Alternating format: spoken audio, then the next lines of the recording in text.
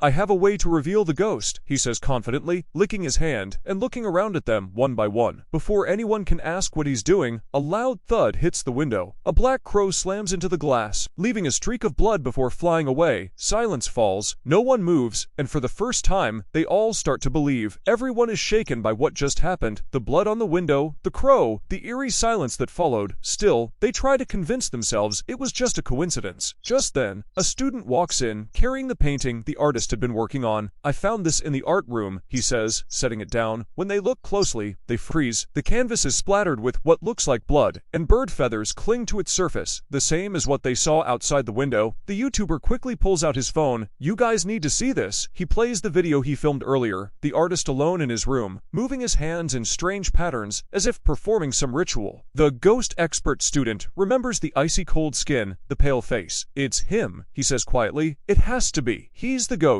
They all turn toward the artist. Tell us the truth, one of them says. Are you the ghost? The artist stares at them for a moment, then bursts out laughing. You really think I'm a ghost? He lifts his hands, showing them the scarf wrapped around his wrist, and a small charm hanging from his neck. These protect me. No spirit could ever wear something like this. He glares at them. Find someone else to blame. I'm done with your stupid ghost stories. Do you think I'm some holy ghost? I was praying in the art room, praying for God to protect us, and banish the spirit that's haunting this class. And this is how you thank me? He stands up, angry. Maybe next time I should pray that God takes you instead, so I can finally have peace. They awkwardly apologize, realizing they were wrong. When they ask about his cold hands, he explains calmly, it's a condition. Nerve damage. My body temperature's always low, not because I'm dead. The others nod, embarrassed. He's cleared of suspicion. That night, frustration fills the dorm. They still have no clue who the ghost is. Instead of studying, they decide to stay up watching a horror movie. Half laughing, half terrified, the YouTuber keeps checking his phone. His video of the artist has gone viral. Thousands of views overnight. Smirking, he decides to use it for content. When everyone else falls asleep, he quietly starts a live stream. Hey guys, he whispers to the camera. I'm inside the haunted classroom right now. I'm going to prove there's a ghost. As he walks in, he spots the school guard standing by the broken window. The man jumps, startled. What are you doing here? The student asks. The guard hesitates. Just checking the glass. I'll replace it tomorrow. He hurries away. The YouTuber shrugs and goes live again, panning the camera across the dark classroom. His followers flood the comments. We don't see anything. Prove it. Fine, he whispers. I downloaded a ghost detection app. Let's try it. He walks slowly, the app radar flashing on his screen. Then, a faint shape appears beside him. Wait, what is that? He gasps. He turns left, then right. Every time, the figure shifts, following him. Suddenly, the shape disappears, and before he can react, a ghostly figure manifests right in front of him. He stumbles backward, terrified. In the next instant, the figure vanishes through the door. The YouTuber runs after it, but the hallway is empty. Meanwhile, the studious student sleeps soundly in his room. Something black and shadowy creeps up to his desk, its long fingers scribbling across his papers. His alarm clock rings, and when he opens his eyes, everything is normal again. But he feels weak, drained, like something inside him has changed. The next day, the principal calls him into the office. What's wrong with you lately? He asks. Your grades have dropped. You look exhausted. The student apologizes quietly. I'll do better next time. But as soon as he leaves, he tears up his exam paper in frustration. Deep down, he knows this all started with the ghost. Later, his friend, the one whose grandmother is said to be a spiritual healer, promises to help. She lives in Beirut, he says, but she taught me how to make an exorcism charm. I'll get you one. That evening, before entering class, the students greet the school guard. He nods stiffly, avoiding their eyes, like he's hiding something. Inside, the ghost expert begins sprinkling salt on the floor. Spirits fear salt, he mutters. The class president storms in, furious. What are you doing? He slams his phone on the desk, showing the YouTuber the viral clip. You posted this? You exposed us to the whole school. No one's face is visible, the YouTuber argues. It's just for views. The president grabs him by the collar. You'll get us in trouble. Delete it. Now tension fills the room. The students blame every strange thing on the ghost. If only we knew who it was, one mutters. We'd throw them out ourselves. The artist suddenly speaks up. I know who it is. Everyone looks at him. It's John. They turn toward John, stunned. That's impossible. He ate the beans with us. His temperature was normal. Even the guard saw him that night. The artist only smirks. You're all blind. They think he's joking, and no one listens. Later that night, we learn the truth. The studious student had asked his friend to bring him the exorcism charm. The friend places it carefully above the bed, hoping it will keep evil away. When John, his roommate Henry, enters, he smiles politely and offers tea. Thanks for always being nice to me, he says softly. He climbs onto his bed, but the moment he touches the charm, his back begins to burn. Pain sears through him. He leaps up, gasping. His roommate classmate stirs. "Where are you going?" John stammers. "Bathroom, just the bathroom." He runs to an empty room and stares into the mirror. His reflection shows burn marks across his back from the charm. That's when the truth unravels. John is the ghost. He was the one who pretended to eat the beans, secretly throwing them away. He was the one who made the papers and cards fly during the summoning game. The haunting began with him. We learned that he's the extra student in their class, but he likes them and doesn't want to be different from them. All he wants is to stay with them. The next day at school, the studio student meets his friend who had taken the spell from him. His friend tells him that thanks to it, he was finally able to sleep well for the first time. Grateful, he thanks him and suggests getting another spell to place by the partition, so the ghost can't enter their room. His friend tries to get another one, but his grandmother warns him not to tell anyone that she's a fortune teller, fearing the rumors spreading in the class. All the students are still worried about the ghost story, except for the idle student, who's the only one actually happy. He walks in holding a teddy bear, and his friends tease him, saying his girlfriend gave it to him as a gift. He excitedly asks them to take pictures with him. The others get jealous and try to scare him, joking that maybe his girlfriend looks just like him. He pretends not to care, but deep down, he's nervous and uneasy. During break, the students head to the cafeteria. One of them accidentally touches John's back and notices he flinches in pain. John becomes nervous and hides the truth that his back is burned from the spell by saying he fell while playing soccer. Meanwhile, the YouTube student takes advantage of the empty classroom and starts a live stream for his followers using the ghost detecting app, but this time, nothing appears. His followers lose interest, and he ends the stream, frustrated. Determined to get attention again, he starts thinking of a new plan. Later, the class has a young teacher who tries to act cute and friendly to seem relatable, hoping one of the boys will notice her beauty. But when the principal enters and announces that someone broke her car window, her cheerful expression vanishes. Her real personality shows. She becomes furious, yells at them, and storms out. The students are left frightened. Just then, the electronic device in front of them suddenly starts working on its own. One student goes to turn it off, but it switches back on by itself, even faster this time. Panic spreads, and they think the ghost is behind it. John, feeling wrongly accused, snaps. "Guys, I didn't do anything," he shouts, grabbing the device and throwing it to the ground. But even then, it keeps running. Shocking everyone, the YouTuber pretends that he was behind it all, claiming it was just a prank to scare them. He secretly films their reactions to post on his channel and prove there's a ghost in their classroom. Laughing proudly, he pulls a remote from his pocket and turns the device off. His classmates, terrified, believe the ghost is angry with them, but John insists that's impossible. Still, the YouTuber doesn't stop there. He keeps pulling pranks to scare them, like dropping a painting in front of them during break. The students grow tired of his tricks and start to hate the ghost even more. When they return to the classroom, they hear a song playing. The idle student follows the sound to the closet, where he finds his teddy bear, singing and covered in blood. Horrified, he tries to stop the song, but it won't stop. In a panic, he throws the bear to the ground and smashes it until it finally goes silent. The YouTuber is there, filming everything, laughing and thrilled that his plan worked. That night, the idle student is still shaken. He asks his roommate to sleep beside him for comfort, and they talk about all the strange things happening in class. They agree that if it continues, they'll transfer to another class or even another school. Meanwhile, Aldahi gets ready to sleep. See you in the next part.